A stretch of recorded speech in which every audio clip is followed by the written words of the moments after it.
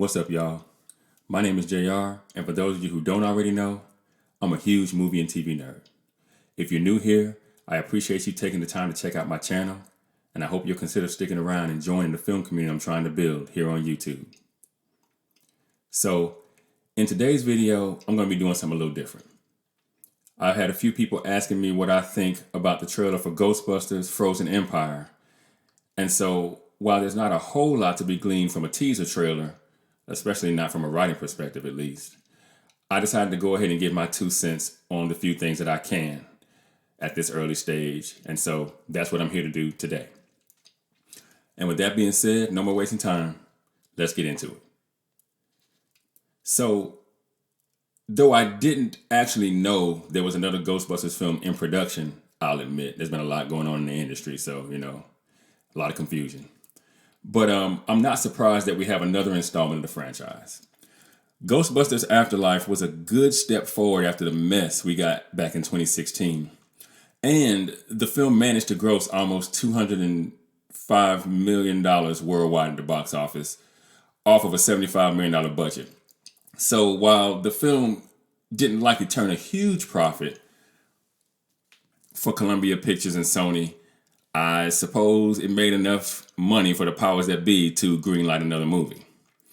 And, keeping in mind that decision could have been made before Afterlife even was released, as they did tease a sequel at the end of Afterlife, when we saw Ecto-1 driving across the bridge into Manhattan before the end credits of the movie.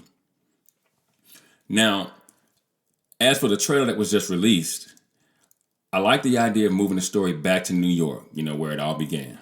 I think that works well for nostalgia's sake.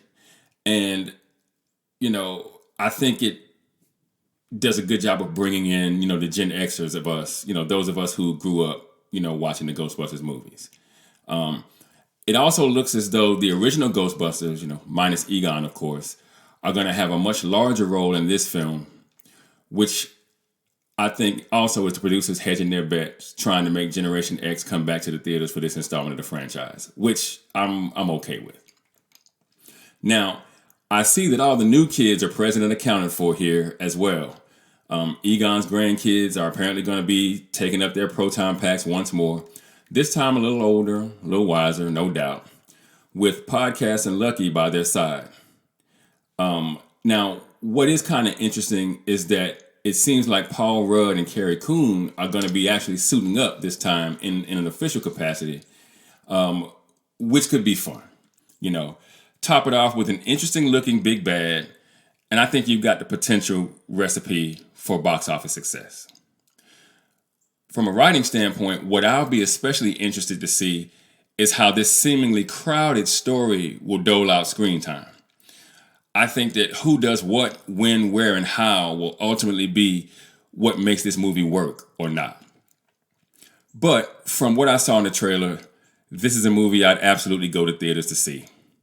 And judging by how the last movie turned out, I'm pretty optimistic that this film will be worth the $15 in snacks. But what do you guys think? Is Ghostbusters Frozen Empire on your list of movies to watch in the spring of 2024? Or will you wait for this one to show up on a streaming service and watch it from the comfort of your own home?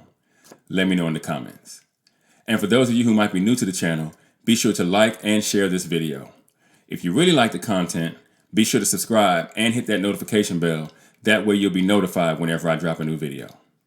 Also, be sure to go check out themadScreenwriter.com for more television and film reviews and info on my upcoming film projects. And with that, I'm going to go ahead and get out of here. I got screenplays to write. I'll catch y'all in the next video.